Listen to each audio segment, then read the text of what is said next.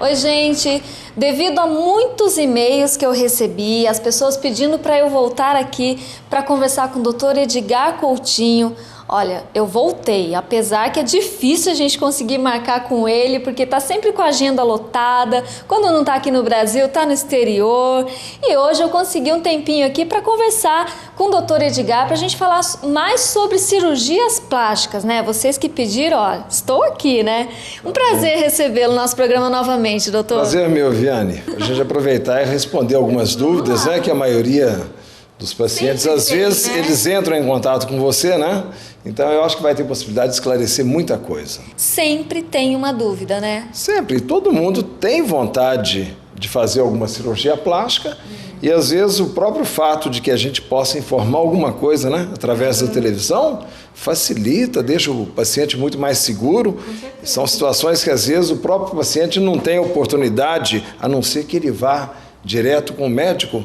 Então aproveita o fato de poder, uma entrevista com você, a gente passar alguma coisa do que a gente tem possibilidade, né, de oferecer. Bom, as pessoas que chegam, né, aqui no consultório, querendo fazer, por exemplo, uma operação de nariz, elas se preocupam muito se vai ter uma transformação na face. Existe essas perguntas? Interessante. Nariz é uma das cirurgias assim mais delicadas. Você tem que ir vendo qual que é a ideia, o que é que o paciente tem vontade de fazer, que às vezes tem coisa muito extravagante que não tem jeito de você concordar. Bom, e o Brasil, né, hoje é um dos campeões em cirurgias plásticas, né? São mais de 630 mil por ano. Qual que é a mais pedida? Eu acho que assim, as cirurgias mais frequentes que tem é lipoaspiração, prótese de silicone. Agora, o fato de fazer uma plástica de abdômen, um levantamento de mama ou uma diminuição é um pouquinho menor o número. E por falar em lipoaspiração, né?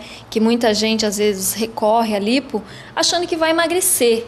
Mas a lipo, na verdade, não é para emagrecer. A lipo é para dar um contorno no corpo, né? É verdade. Às vezes, o paciente quer uma lipoaspiração, mas a hora que ele chega até o consultório médico e vê que não é aquilo que é o mais indicado para ele. Porque às vezes o pessoal pensa que o fato de fazer uma lipoaspiração vai emagrecer violentamente. Não tem jeito. Por isso que é muito importante o paciente passar por uma consulta de um especialista, né? Para saber exatamente. Mas acontece, doutor, de chegar um paciente aqui, né, uma paciente, e o senhor falar, não vai ficar bom, ou então faz uma dieta primeiro, exercício e tal, e a pessoa, não, eu quero fazer. É muito difícil, o paciente ele já vem assim, praticamente assim, psicologicamente preparado para já ver uma opinião que você vai propor. E na maioria das vezes, eles aceitam. Então, só quando o paciente é muito taxativo, fala, olha, eu quero uma lipoaspiração, eu não quero mais nada, tal, é uma coisa que você não pode, às vezes, realizar em virtude de não ser um procedimento correto para aquele paciente. E acontece muito, doutor, de chegar pacientes aqui que já fez 1000 plásticas, e chega aqui querendo fazer mais porque não está satisfeito? Tem realmente pacientes que são muito preocupados e querem fazer de tudo, né? Mas eu nunca vi assim nenhuma paciente extrapolar e pedir alguma coisa que realmente não tenha cabimento. Vamos dizer assim, a maioria que vem por uma situação de necessidade mesmo. Doutor, e no caso da Gretchen, ela já fez, acho que, não sei se é 8, 9, não sei direito, abdominoplastia. Pode ser feito várias assim? Tem situações que se tiver realmente uma determinada flacidez e a paciente ela quer que você tire aquela faixazinha, tem possibilidade de fazer. E a cicatriz? Mas às vezes são minúsculas faixas de tecido que são tiradas e no mesmo local onde tem uma única cicatriz. Bom, o senhor aconselha as pessoas, né, que estão aí nos assistindo em casa, às vezes estão precisando de uma cirurgia reparadora, às vezes passou por algum problema e tal, às vezes está com a autoestima lá embaixo, o senhor acha que isso é viável? Se deve fazer alguma coisa? Eu acho que sim. Agora, é muito importante uma coisa, Viviane, depende do bem-estar da cabeça de cada paciente. Bom, existe muitas pessoas, né, cada pessoa é um caso, mas, por exemplo, uma pessoa fica com uma marca de cicatriz maior que a outra e às vezes fala que a culpa é do médico, mas às vezes não fez o pós-operatório direito, né? Isso acontece muito, né? É comum às vezes, sabe? Na maioria das vezes o próprio cirurgião orienta, olha, você deve fazer assim, desse jeito ou desse, entende? E o paciente às vezes não obedece com rigor tudo aquilo, não tem nem dúvida que a cicatriz ela pode ter uma alteração. E quando o paciente chega com uma cirurgia mal feita em outro lugar, o senhor refaz essa cirurgia? Se tiver possibilidade de que tenha jeito de fazer aquela correção, não tem nem dúvida que eu faço, lógico. Mas eu acho assim, é muito difícil a gente ver essas situações nos dias de hoje. Bom, doutor, existem vários tamanhos também, né, de próteses. Por exemplo, de vários diâmetros, altura.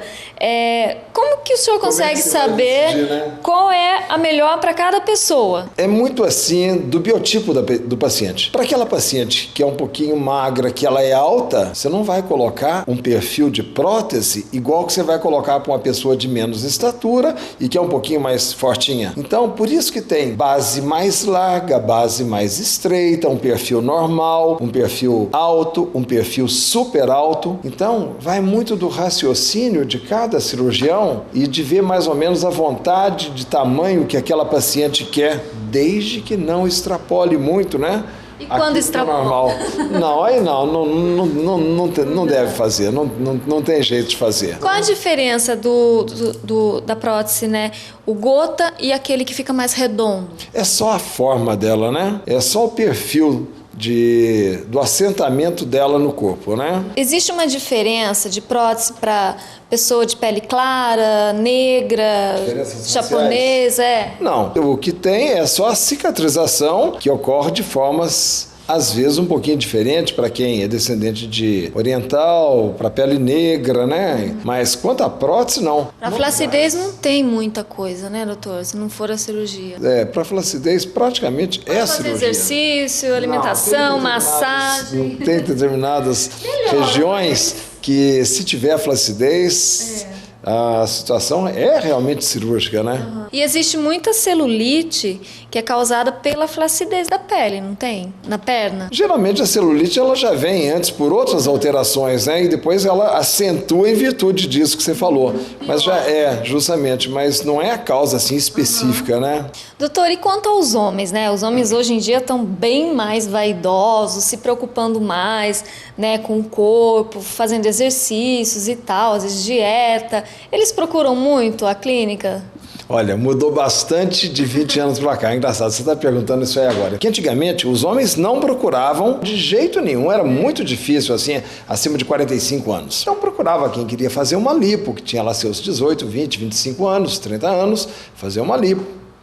E não saía muito disso. Era uma lipo, quem sabe, uma plástica de nariz e uma orelha em abano. E parece que não tinha mais nada. Mas de algum tempo para cá, a gente nota que alterou. Os que têm mais de 40, 45, 50 anos, principalmente 55. Rosto. Aumentou muito a demanda para fazer uma plástica de rosto, pescoço. Então, de 15 anos para cá, a procura foi muito mais acentuada para rosto. Eles estão vendo que não é um bicho de 7 cabeças. Não é não. Bom, doutor, olha... Quero agradecer o senhor mais uma vez, né, por estar aqui junto com a gente no nosso programa, esclarecendo as dúvidas das pessoas, né, dando informações para as pessoas que nos acompanham. Obrigada mais uma vez, viu, doutor? Bom, obrigado a você, Viviane. E se tiver alguma dúvida, alguma coisa que queiram esclarecer, né, tem e-mail seu lá, né, que eles podem entrar em contato com você e o que eu puder oferecer, né, de retribuição e explicar, eu estou à disposição. Tá bom. Quando o senhor tiver um tempinho, a gente volta. Tá bom. Obrigado, Viviane. Obrigada, doutor. Obrigado.